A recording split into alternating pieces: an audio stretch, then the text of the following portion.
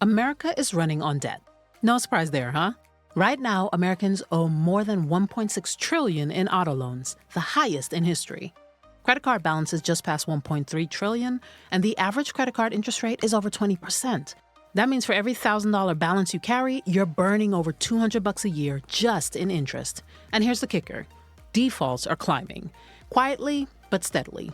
People are missing car payments, falling behind on credit cards, and leaning harder on plastic just to keep up with rising costs. So the question is, are we heading toward a consumer debt crash? And more importantly, what does this mean for you, your money, your investments, and your financial future? Let's talk about it.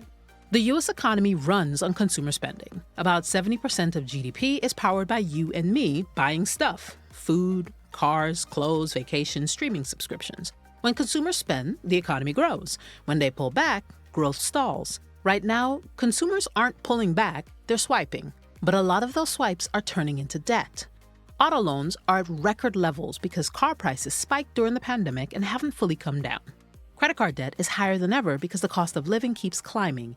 Even though inflation has cooled compared to 2022, things like rent, groceries, and insurance are still painfully expensive. The average household doesn't have enough cash savings to cushion the blow. So what do? They borrow. There are three main forces driving this debt surge. First is inflation. Inflation occurs when things you buy get more expensive over time, so your money buys less and less of it. Everyday expenses, things like eggs, rent, gas, and health insurance, have risen faster than wages for many households. When paychecks don't stretch far enough, people reach for their credit cards. The second are higher interest rates. The Federal Reserve raised rates aggressively to fight inflation around 2021 to 2023. While that cooled housing and slowed inflation a bit, it also made borrowing far more expensive. Auto loan rates jumped. Credit card APRs shot above 20%, so even small balances ballooned quickly under these conditions. Third, the car market mess. During the pandemic, supply chain issues caused shortages. Car prices exploded seemingly overnight. Many people paid inflated prices on vehicles, financing huge loans with long terms. Now, used car values have started to fall, but the debt remains. Imagine this.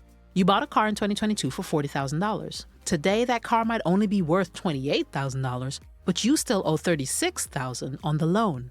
That's called being upside down, and millions of Americans are in that exact trap. If all this sounds eerily familiar, it's because we've seen versions of it before. In 2008, the housing market collapsed under the weight of bad subprime mortgages. This isn't the same scale, cars aren't houses, but the dynamic is similar. People borrowed too much for depreciating assets, lenders got aggressive, and when payments couldn't be made, the default spread. Back then, it was mortgage-backed securities blowing up the financial system. Today, it's unlikely auto loans or credit cards will crash Wall Street, but they could quietly crush your street. Defaults ripple outward. Banks tighten credit, consumer spending slows, small businesses feel the pinch, and jobs are at risk. History doesn't repeat exactly, but it does rhyme. So what happens if defaults keep rising? First, banks and lenders tighten credit. That means it's harder for everyday people to qualify for new loans or lines of credit. Now, this won't hit every household equally.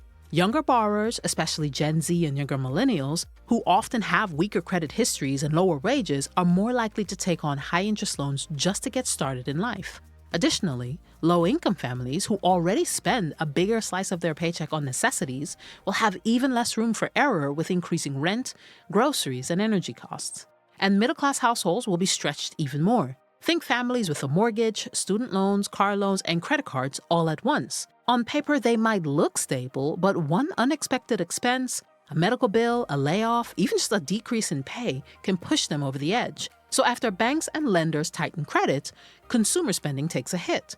If people are funneling more of their paycheck toward debt payments, groceries, or losing access to credit altogether, they cut back on things like going out to restaurants, shopping, and travel. Defaults don't happen evenly. They hit the people with the least wiggle room first, then eventually the pressure builds and works its way upwards. That's when businesses feel the squeeze. Auto dealers start selling fewer cars, retailers see slower sales, service jobs get cut, and layoffs begin to happen. It becomes a feedback loop.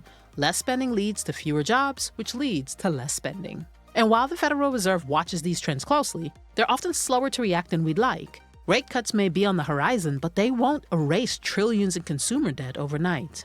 Here's the good news. You can't control the macroeconomy, but you can control how exposed you are to it. So let's look at 5 moves to protect yourself. 1. Tackle high-interest debt. If you're carrying credit card balances at 20% interest, paying those off is a guaranteed 20% return on investment. Nothing beats eliminating that drag on your money. 2.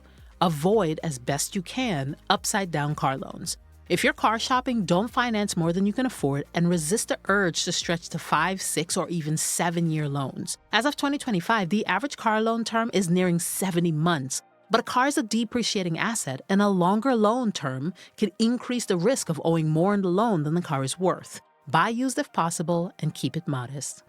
3. Build your emergency fund. I know you're already stretched thin, but this is the single biggest thing you can do to protect your future self. That cushion is what keeps an unexpected bill from turning into a debt spiral. Aim for 3 to 6 months of expenses in total, but if you're just starting out, make your goal 1 month.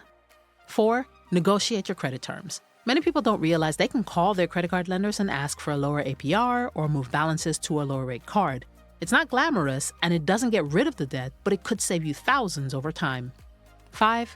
Fight lifestyle inflation. If prices are rising, the answer isn't to swipe more to maintain the same lifestyle. It's to cut back, temporarily if needed, until your income catches up or the economy stabilizes. The goal isn't to live scared, it's to live prepared.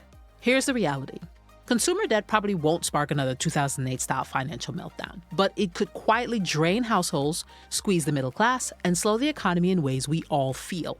And while the headlines focus on Wall Street, the real risk is on you, in your wallet, your debt payments, and your day-to-day financial decisions. So don't wait for the crash. Protect yourself now. Pay down high-interest debt, build your buffer, and live within your means. Thanks so much for watching. If you enjoyed the video, share it with a friend. Don't forget to like and subscribe, and we'll see you in the next one.